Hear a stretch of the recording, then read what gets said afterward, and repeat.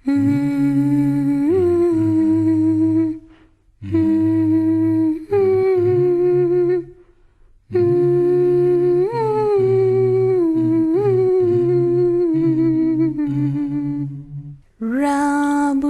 kwesi, Rabuna kwesi, Rabuna kwesi, kwesi leana. Rabuna kwesi, Rabuna kwesi, Rabuna kwesi, kwesi leana. I'm Arcangelo Newell Madut Paul. The war started in 1983, and immediately I lost my father, who was a traditional leader of a section of Dinka people who were being attacked frequently by the Sudanese armed forces, their popular defense forces, the militias, and our home area, villages and towns were razed. They were burned down. People were being abducted, women raped, and young girls and young boys taken away. I lived through these things at a very young age. And a number of times, I was lucky I escaped. So I separated with my family and my maternal uncle because our area was not safe anymore. We had to journey through days and nights. It took us 3 months to walk from South Sudan to Ethiopia.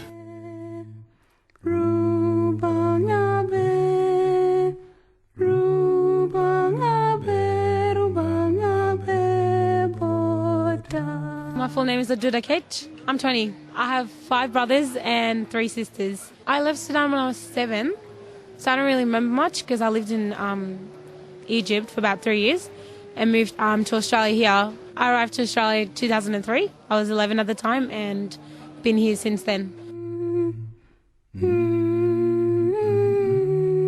My name is David Newell Vincent.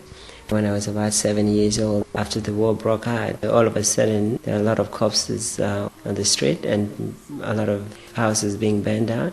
And so my father just decided that we had to leave, and we walked for 3 months to Ethiopia and lived in Ethiopia for 4 years. And in 1991, war broke out in Ethiopia, and we were kicked back to South Sudan. And we walked again, crossed the border to Kenya, where I spent another 13 years, and then finally came to Australia. When I first arrived here, I was so eager to find my parents, and when I went back, my father, of course, so it was easy for me to track him down. My mother was the person that I was particularly worried about. I was able to track down my mother, whom I didn't see for like 23 years, and I found out finally that she made it through the war, and I was very happy at the end of the day when I met her. My full name is Nyadol William Nyon. I was born in Ethiopia because of the war in Sudan, and I grew up in Kenya because of another war in 1991 that occurred in Ethiopia, and then resettled to Australia in 2005. I came with my mom. There was 10 of us. So it was 2 uncles, my mother, and the rest of us were my siblings.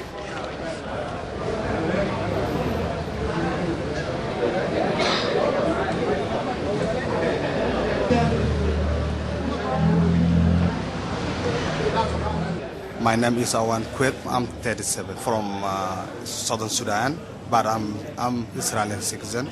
I'm from Melbourne. Just the first time someone coming to visit my family, my brothers and sisters, and I will be a long time. I will be more than 21 years. I'm not seeing my parents. So it's a chance to me now to coming back to my people and to visit new country. My full name is Gabriel Lagur, Gabriel Cholmairo Lagur. I'm South Sudanese born and I'm Australian citizen. I came back to South Sudan this year. My wife and children in Australia, and my brothers and sisters are here. I came to visit my family and my country, newborn country. It was a dream that we were dreaming to be. So I wasn't here. It was too hard for me to be away seeing the Independence Day. So I came here to see my country.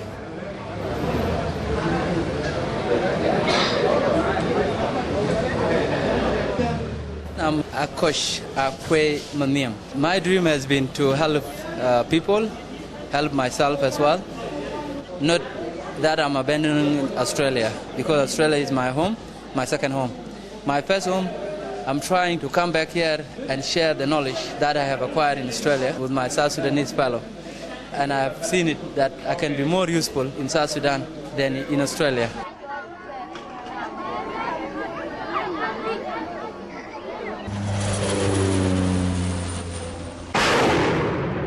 In Ethiopia, obviously, the Sudan People Liberation Movement were recruiting, doing training, because everybody understood what was happening was the government that is meant to be protecting its citizens that was actually turning its military hardware, guns and all this on citizens. We were a population that was helpless. So we had to defend ourselves. So regardless of how young you were, because when I was trained, when I was at the age of 8, I went into military training because I wanted to defend myself, to defend my family, to defend my land.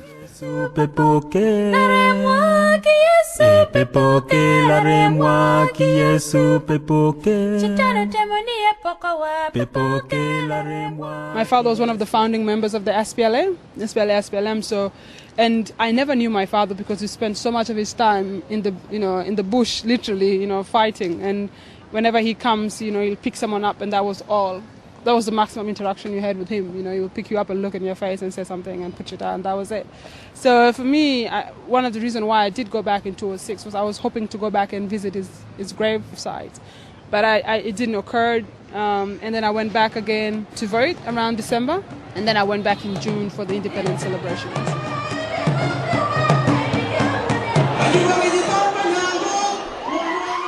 I'm happy to join President Kiir to celebrate the independence of South Sudan. I'm confident that this new country will soon become the newest member of the United Nations, our 193rd member state. That was amazing. I understood how important it was for the Southern Sudanese people to become independent. We've been in the longest running civil war in Africa, in a sense. It was just really good to see the people finally get something that they've been fighting for so long. And it was just a joyous occasion. People were singing and crying and dancing. And I remember actually crying. It just reminded me so much of what my father and kids younger than myself had to give up for us to have an independent state.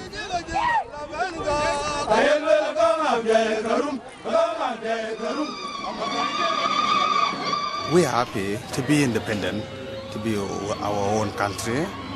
So now we're starting now to be a development to this country where we need to be peaceful. We need to be more security to our people because the people are suffer for long. We need more school, hospital for everyone to get a chance to go to school. What we see is for now when they get independent, we look a little bit changes for security, and our government they are make process. They have promised the people. So some months coming, we're going to change everything. So we're happy with that, but we're still waiting for new system to coming up. In South Sudan, I'm helping the people of South Sudan begin a new life. Frustration and excitement, they go together at the moment because a lot of people need my help. So those pressure are always there because it's a new beginning for everyone, and everyone wants to get their passport, nationalities, and also be registered as a citizen of South Sudan. So this is a pressure that we have in South Sudan. And this pressure always, there's nothing that we can do because we don't have a better system before. This is the beginning of it, and we are actually more careful to find a way that we can strategize a system and make it work for everyone who want their nationalities and who want their passport and also who want to be a citizen of South Sudan. So we are trying to balance the situation.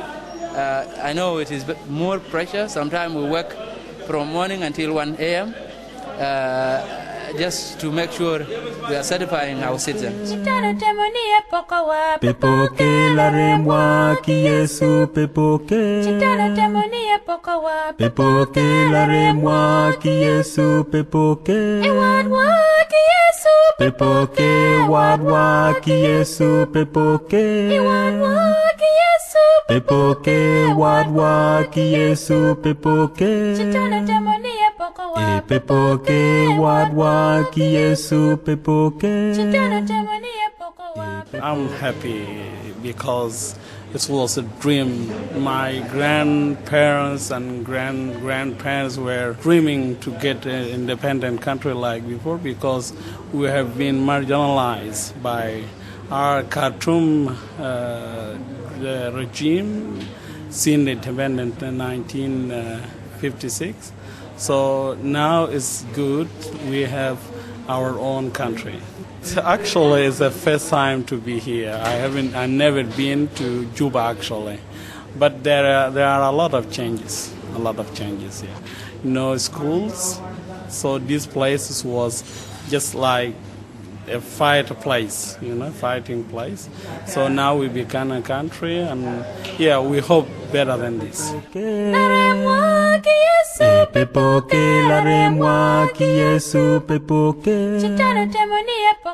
We come back because we need more people coming from overseas, like American, Australian, people come from UK, Europe, to come to help our people, to give them education, to give them mobilization, how we can working together.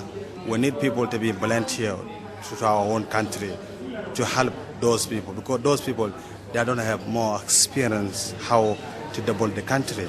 So we need people coming from different countries and different knowledge and help our people. We don't have much payment working in South Sudan, but being patriotic and wanting to help others, even you can see a lot of Australians who travel all over the world to volunteer for people, come back to your house and come back to your South Sudan, come back home and try to volunteer. Even though the incentive that you get at work is small, you are the one to build a better system where people can get paid better.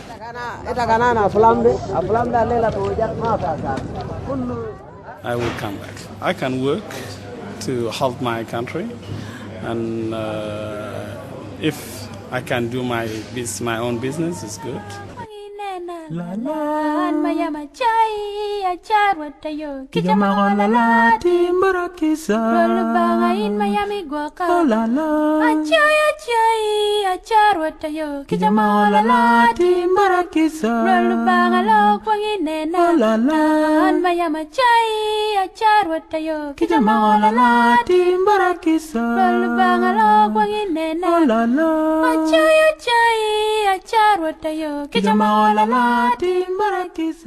I really never got to see South Sudan or Sudan in general until 2006, after I had resettled to Australia and finished my high school.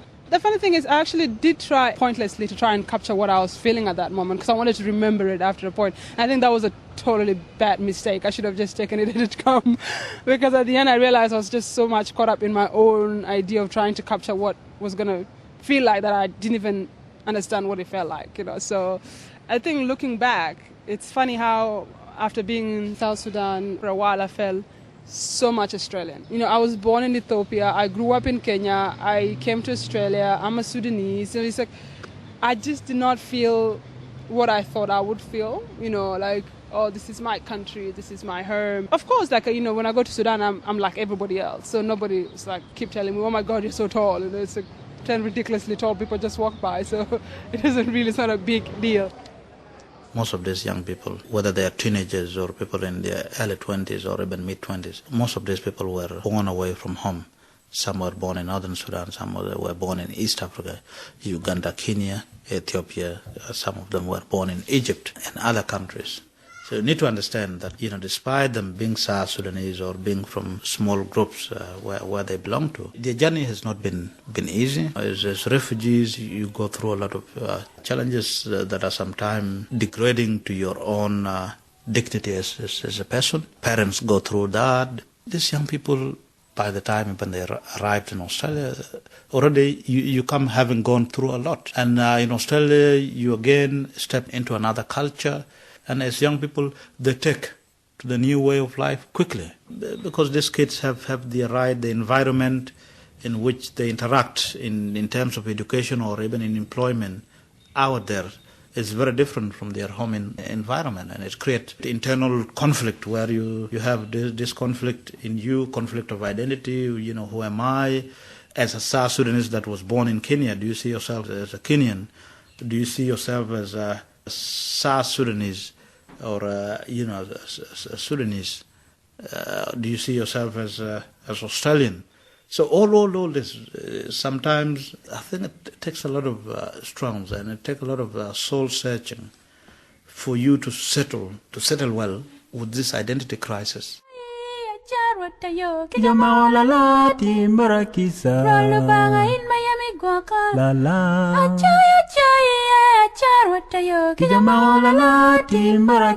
have to say a very complicated relationship. I don't think I'm a straightforward Southern Sudanese woman. I think ethnicity is a good thing. They're a source of understanding where we come from, what makes us, but they're not very good at self-criticism and self-reflection. I think when we grow up in an ethnic group or a culture or a tradition, we tend to told that this is the best it can be, that we are better than other people, even though you're not directly taught that. It's taught in the sense that you're told this is a good Southern Sudanese woman. Don't act like a white woman. Don't act like this. Dress like this and talk like this and act like this. That tells you to some degree that this way of being brought up is the best way of growing up. So I think in that sense, most ethnic identities or most cultures somehow by default also set up these notions of superiority over other cultures, and because of that they're not very good at self-reflection, and pausing and finding out what is actually wrong with the way we do things. That's one of the difficulties I have with being a Southern Sudanese woman from a Nuer clan, is that I am not wholly a Southern Sudanese woman. I came here as a young man on my own, was age 21 almost, approaching 22, and I started my own family. I got married back in mid-2008. I went and got married back home. Well, we had a traditional wedding, the dowry and the cows. Yeah. So all these things were done back home, and you could see the strength of these traditions. I've lived away, for years, despite most of our lives and properties and all this being destroyed. The family has always endeavored, because I'm from a big family, and the rest of my family continue to live in South Sudan. And traditionally, everybody has their rights within the family. One thing I've heard a lot of Sudanese men say is that Australia gives women too much freedom. Like it gives them too much power, and it disempowered them. I don't think that's entirely correct. I think what they basically mean is that they can no longer treat their women as instruments to father themselves in this country, or that is much more limited in a sense. Whereas in Southern Sudan, that's exactly what the role of a woman is. It's to cook for your husband, clean for them, it's to, do all the domestic things that a woman is supposed to do. So here the women, have to go get jobs, have much more freedom. It really challenged the arbitrary exercise of power that men would have in a Southern Sudanese society. And I think that really affects their identity and the way they see themselves. And that is not the same in Southern Sudan, where they can feel like a Southern Sudanese man.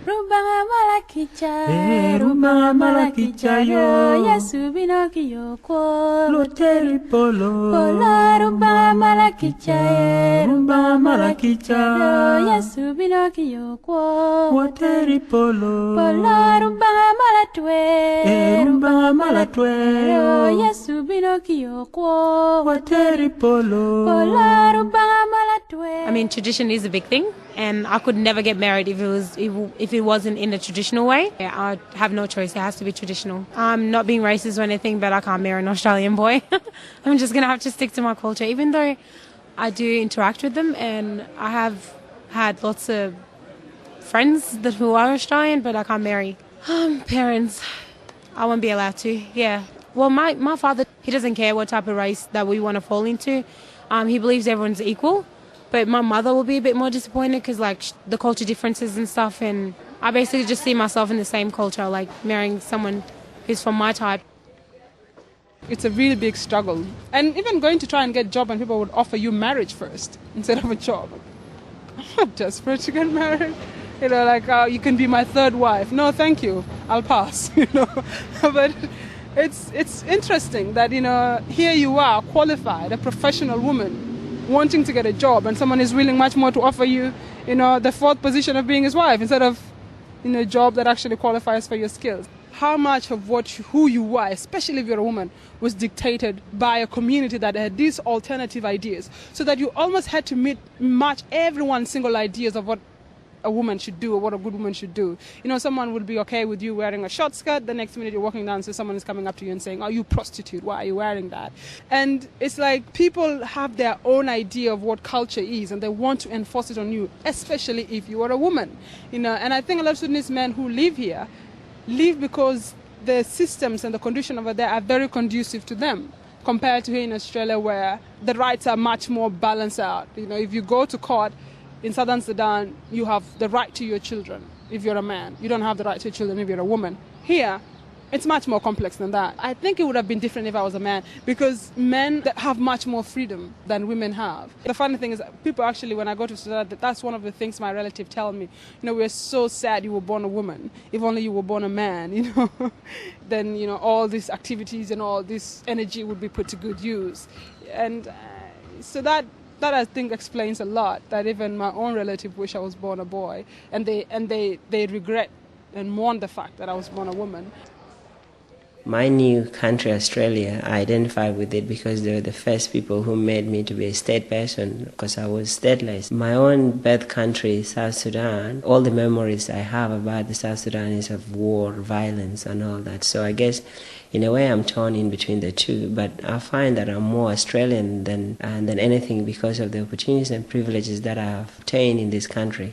In return, then I have to work in a way that I can actually help my birth country, South Sudan, in terms of settling and all that. But in more, I can identify more being an Australian. To me, it's that constant fear that has been cemented in me since I was a child, insecurity, that has caused me to choose to become more Australian than being South Sudan. But that doesn't mean that I can't work or go back and help the situation in South Sudan.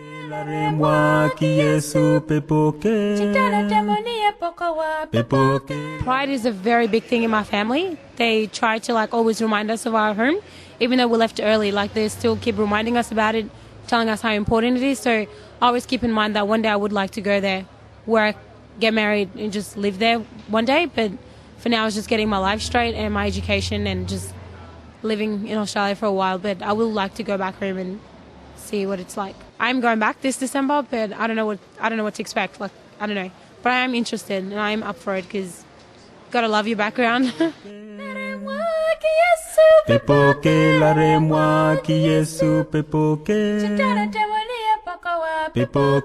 I have been every year since I got back. Since 2007, I had been going back. I've initiated a lot of different programs, and I get involved in a lot of activities that usually takes me back to South Sudan. So I guess, yes, I do have plans to go back.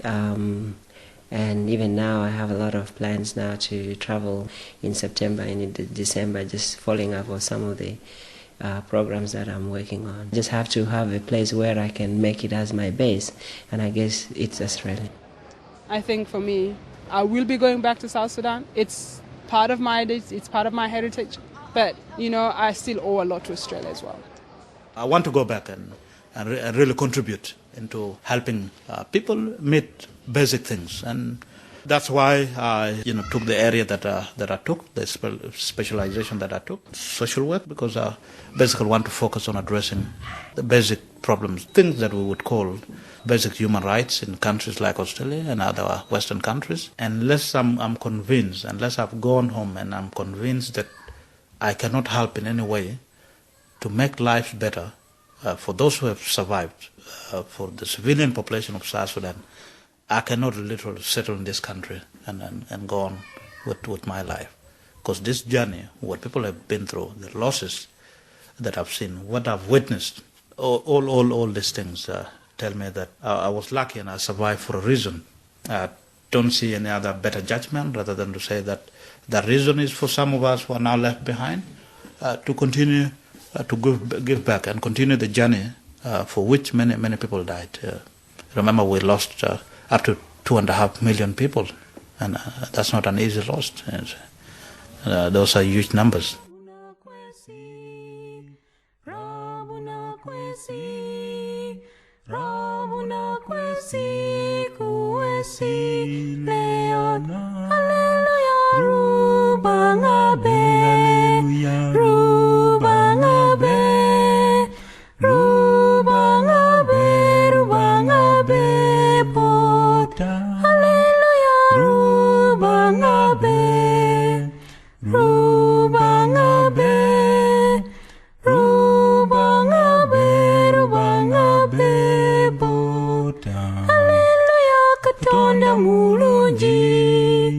Katonda mulungi, Katonda mulungi, mulungi kuze. Hallelujah, Katonda mulungi, Katonda mulungi, Katonda mulungi.